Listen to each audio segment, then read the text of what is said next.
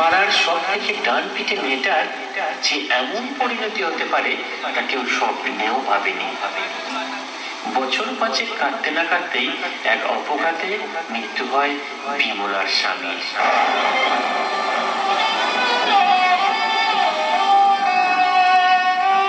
ভাগ্য যে কতটা নিষ্ঠুর হতে পারে তা বিমলার চরম পরিণতি না দেখলে হয়তো বিশ্বাস হতো না।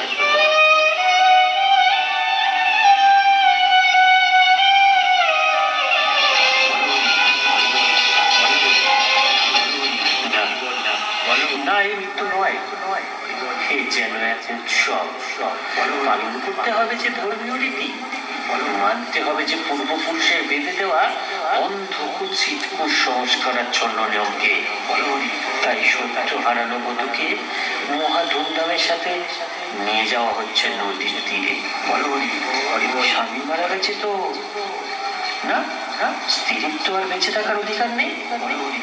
তাকেও যে আজ মৃত স্বামীর জ্বলন্ত চিতায় তুলতে হবে।